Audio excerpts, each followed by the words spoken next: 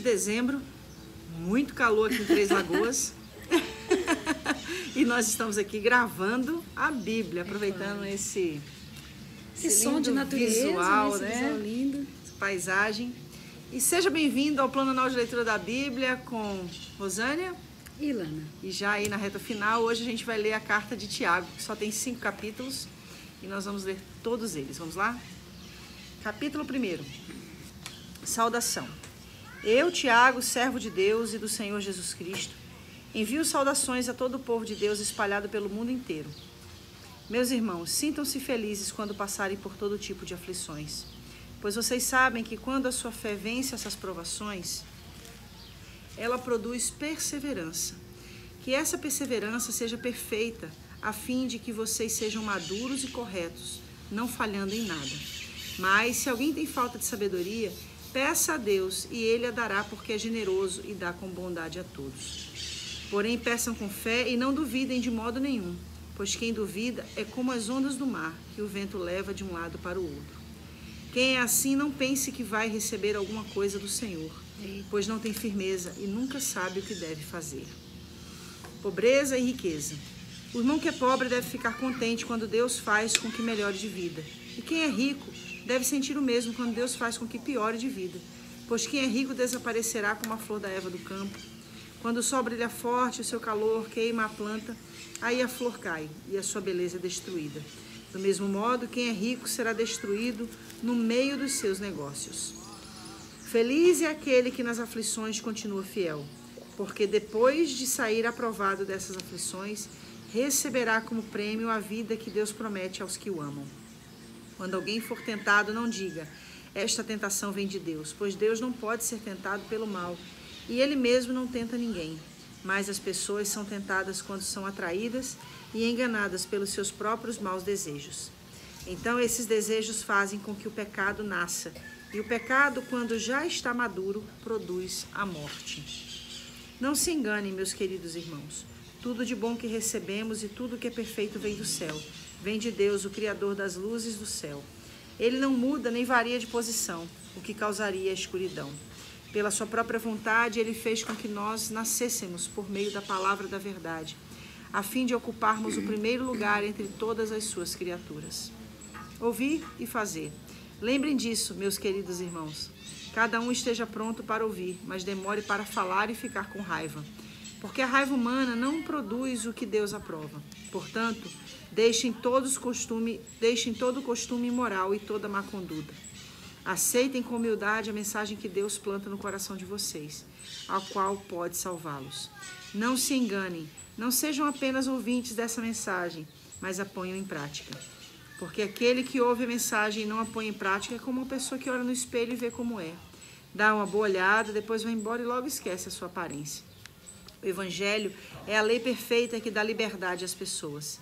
Se alguém examina bem essa lei e não a esquece, mas a põe em prática, Deus vai abençoar tudo que essa pessoa fizer. Alguém está pensando que é religioso? Se não souber controlar a língua, a sua religião não vale nada, e ele está enganando a si mesmo. Para Deus, o Pai, a religião pura e verdadeira é esta: ajudar os órfãos e as viúvas às suas aflições, e não se manchar com as coisas más deste mundo. Tratamento igual para todos. Meus irmãos, vocês que creem no nosso glorioso Senhor Jesus Cristo, nunca tratem as pessoas de modo diferente por causa da aparência delas. Por exemplo, entra na reunião de vocês um homem com anéis de ouro e bem vestido, e entra também outro, pobre, vestido roupas velhas. Digamos que vocês tratem melhor o que está bem vestido e dizem, este é o melhor lugar, sente-se aqui. Mas dizem ao pobre, fique de pé, ou sente-se aí no chão, perto dos meus pés.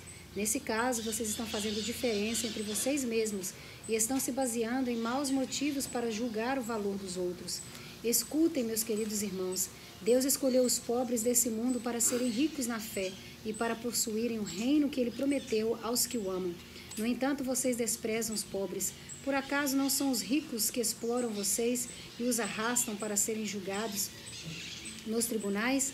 São eles que falam mal do bom nome que Deus deu a vocês. Se vocês obedecerem à lei do reino, estarão fazendo o que devem, pois as Escrituras Sagradas está escrito: Ame os outros como você ama a você mesmo.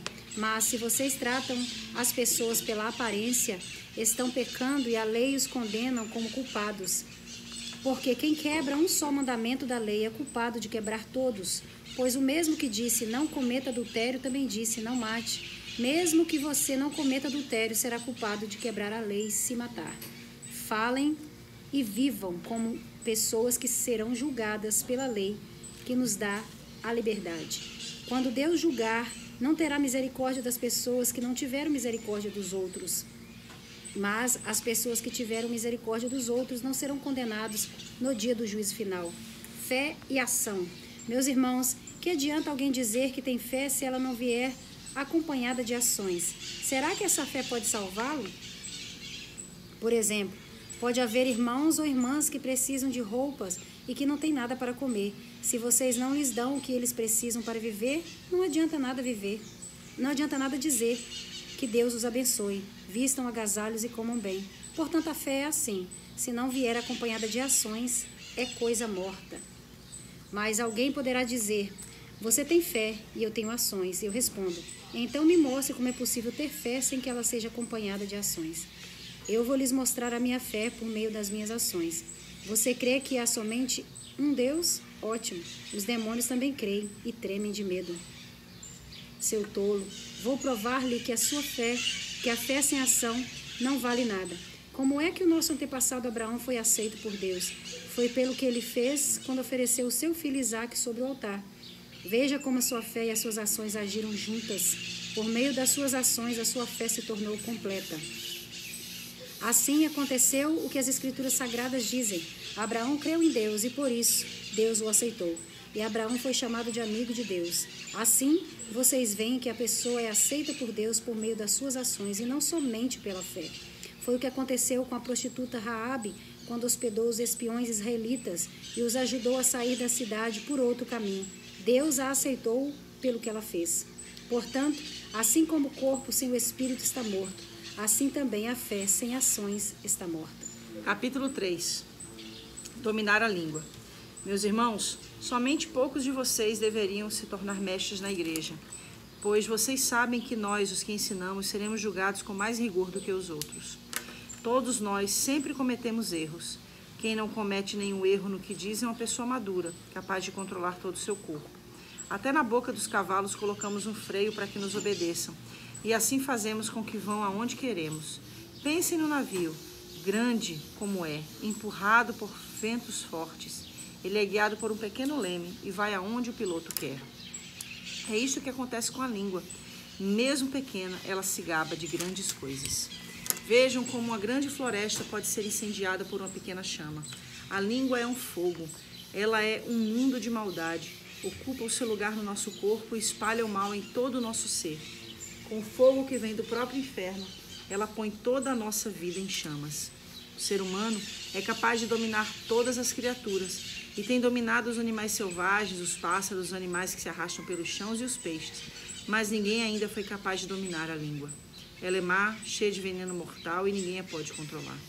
Usamos a língua tanto para agradecer ao Senhor e Pai, como para amaldiçoar as pessoas que foram criadas parecidas com Deus. Da mesma boca saem palavras tanto de agradecimento como de maldição. Meus irmãos, isso não deve ser assim. Por acaso pode a mesma fonte jorrar água doce e água amarga? Meus irmãos, por acaso pode uma figueira dar azeitonas ou um pé de uva dar figos? Assim também uma fonte de água salgada não pode dar água doce. A verdadeira sabedoria. Existe entre vocês alguém que seja sábio e inteligente? Pois então que prove isso pelo bom comportamento e pelas suas ações praticadas com humildade e sabedoria. Mas se no coração de vocês existe inveja, amargura e egoísmo, então não mintam contra a verdade, gabando-se de serem sábios. Essa espécie de sabedoria não vem do céu. Ela é deste mundo e da nossa natureza humana, e é diabólica. Pois, onde há inveja e egoísmo, há também confusão e todo tipo de coisas más. A sabedoria que vem do céu é antes de toda pura e também pacífica, bondosa e amigável, cheia de misericórdia, produz uma colheita de boas ações, não trata os outros pela sua aparência e é livre de fingimento. Pois a bondade é a colheita produzida pelas sementes que foram plantadas pelos que trabalham em favor da paz. Amizade com o mundo. De onde vêm as lutas e as brigas entre vocês? Elas vêm dos maus desejos que estão sempre lutando dentro de vocês. Vocês querem muitas coisas, mas como não pode tê-las, estão prontos até para matar a fim de consegui-las. Vocês as desejam ardentemente, mas como não conseguem possuí-las, brigam e lutam. Não conseguem o que querem porque não pedem a Deus. E quando pedem, não recebem porque os seus motivos são maus. Vocês pedem coisas a fim de usá-las para os seus próprios prazeres.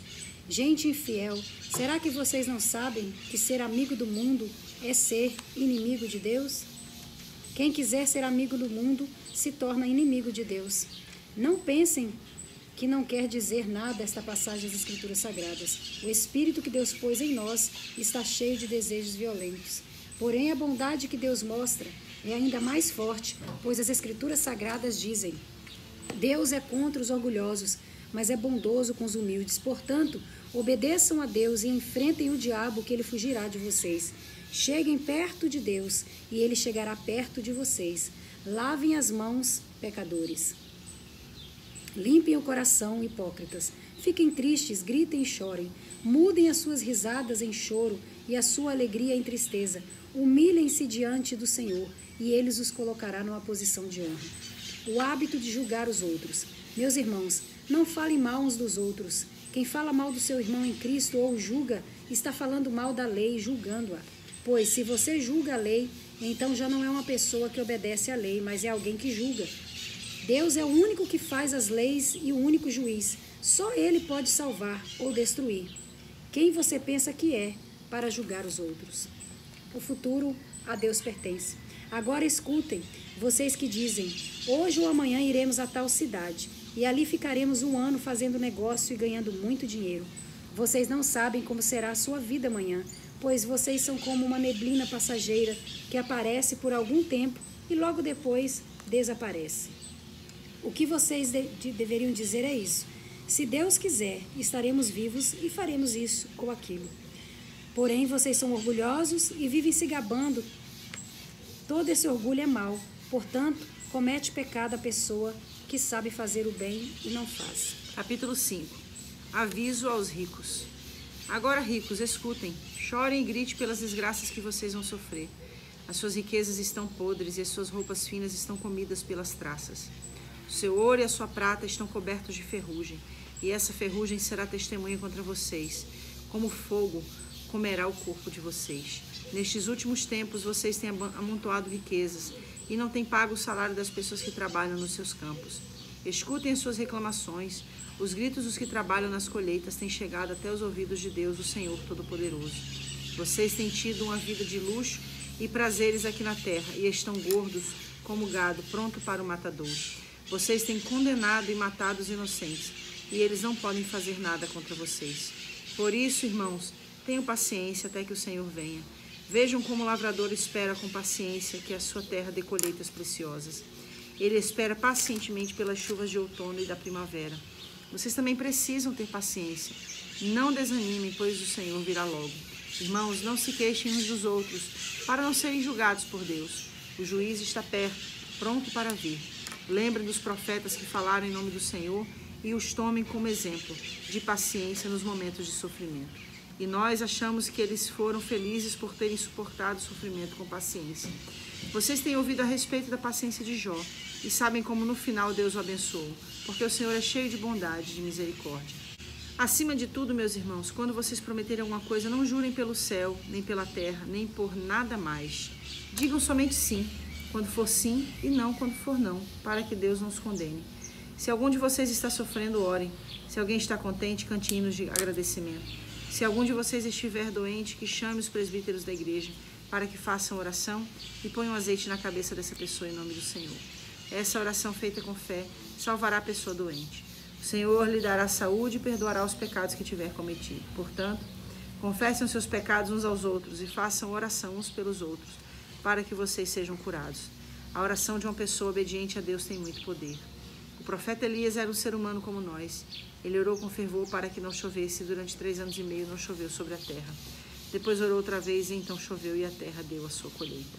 Meus irmãos, se algum de vocês se desviar da verdade, e o outro fizer voltar para o bom caminho, lembrem disto: Quem fizer um pecador voltar do seu mau caminho salvará da morte esse pecador e fará com que muitos pecados sejam perdoados. Carta Rápido linda, né? E maravilhoso, né? Sim, a gente, quando lê a carta de Tiago, a gente percebe que ela é um manual de conduta do cristão.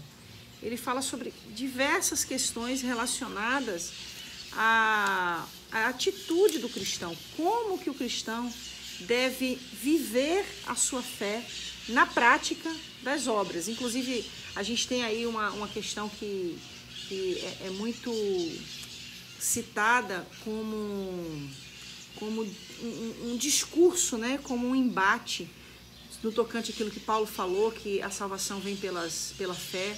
E aí Tiago vem e fala que a fé sem as obras é morta, mas a gente precisa somente encontrar esse equilíbrio. Porque Tiago ele não estava desfalando ou desdizendo, né? Essa é a palavra correta, do que Paulo havia dito. Na realidade, ele estava dizendo que a salvação vem pela fé, mas aquele que professa essa fé, as suas obras... Automaticamente as suas obras, né, elas serão manifestas por causa da fé. As suas obras vão testificar dessa fé que ela pronuncia.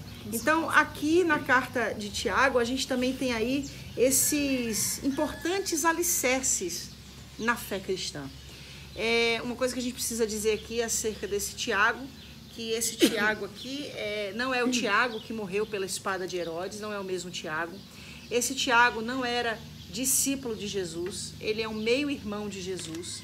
Então, ele se converte ao Evangelho nos momentos finais do ministério de Jesus aqui na Terra. Ou seja, certamente ele faz parte daquelas 500 testemunhas que viram a Jesus ressurreto. Então ele se converte, ele está ali, né, dentre aquelas 120 pessoas que estão clamando, orando, esperando pelo Espírito Santo. Então fazer esse destaque aqui acerca de que Tiago é esse. Uma outra questão relacionada a esse Tiago que a gente precisa também entender é que ele foi o primeiro pastor da igreja em Jerusalém. Então ele é o primeiro pastor da primeira igreja que acontece ali em Jerusalém. Uma outra coisa que a gente pode trazer acerca dessa carta de Tiago é que ela é a carta menos doutrinária e mais prática do Novo Testamento.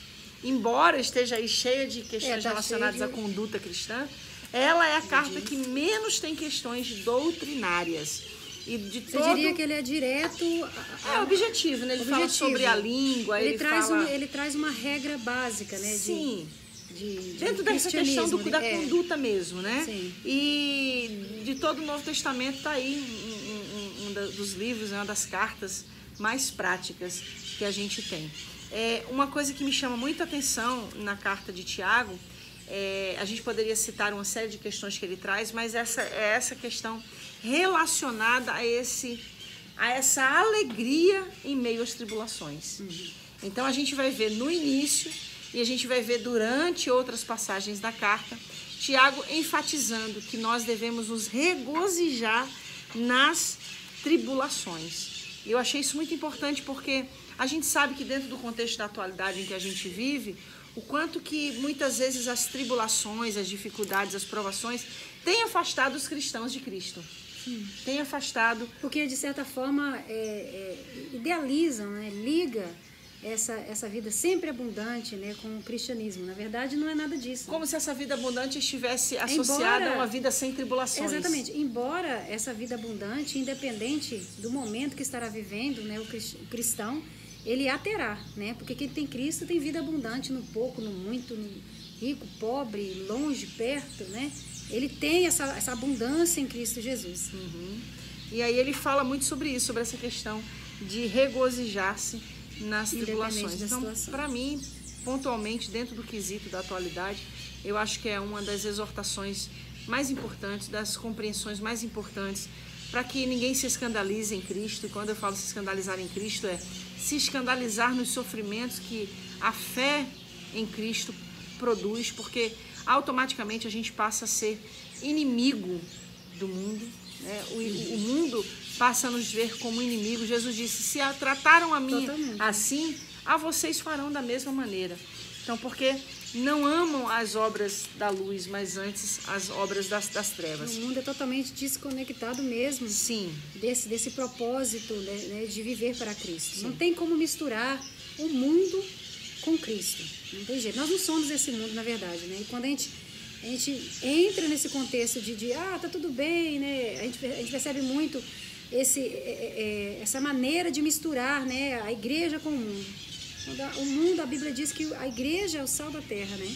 É a luz, né? Nós somos luz nesse mundo, né? Então, como é que nós vamos viver no mundo sem nos misturar? Sendo luz, né? Onde? Isso quer dizer que eu não posso estar... Não, e também não se pode esconder a luz debaixo do assoalho, né? Então, é viver no mundo sabiamente, de maneira inteligente, né? Como a gente percebe aqui no direcionamento de Tiago, né? Estudiosos dizem que é muito difícil você traçar um esboço dentro da epístola de Tiago, dentro dessa carta de Tiago. Porque ela se assemelha muito com o livro de Provérbios.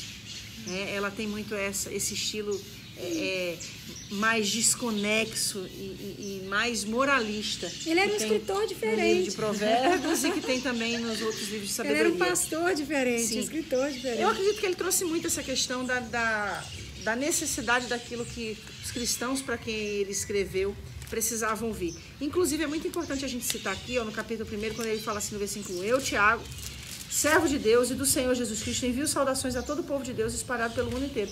Ele estava enviando uma carta às 12 tribos.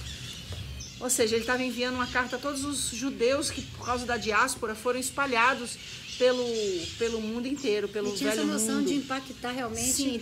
Todos, né? Que todos fossem tocados por essas cartas. E uma passagem muito famosa da carta de Tiago é quando ele fala sobre a língua, né? Essa passagem é muito impactante. Eu já li várias vezes, mas como a gente sempre diz, né? É sempre diferente. Inclusive, eu acho que nunca foi tão importante a gente compreender dentro do conceito, né? Não só igreja, mas dentro do conceito fraternal, relacionamento, como é importante a gente saber dominar a língua, como é importante a gente entender que de uma fonte não pode sair água doce e água salgada. Então, que essa mesma boca que louva o Senhor, essa mesma boca que engrandece o Senhor, seja a mesma boca que vai abençoar as vidas, que vai ensinar, instruir, falar bem, né, abençoando. Ele linka nesse capítulo 3, né, o fator pelo qual, né, a língua tem que ser controlada, né? Ele traz aqui no versículo 15 essa espécie, fala da sabedoria humana, né? Sim. Sabedoria que não vem do céu, né? Ela é deste mundo e da nossa natureza humana e é diabólica, né? Pois não há, onde há inveja e egoísmo, há também confusão e todo tipo de coisas más, que é expressado, colocado para fora através desse pequeno órgão, né, chamado língua.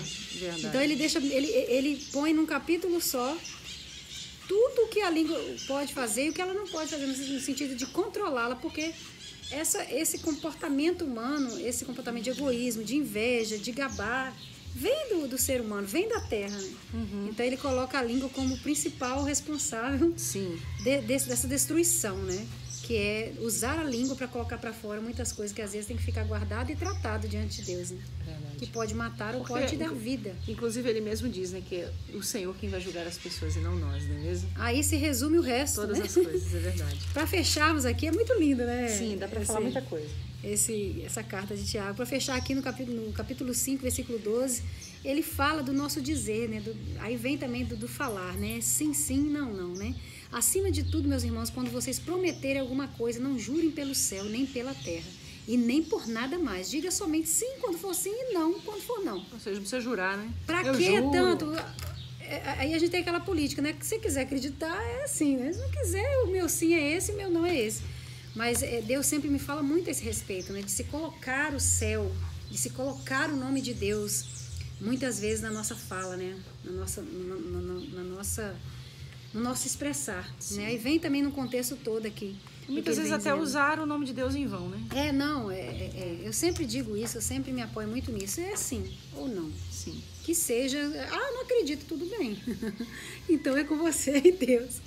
Contanto que essa palavra seja verdadeira diante de Deus. Enfim, é muito linda a carta. Amém. De Tiago. E vamos lá nesse calorão de Três Lagoas. Que Deus te abençoe. E até amanhã com participação especial. Tchau, gente.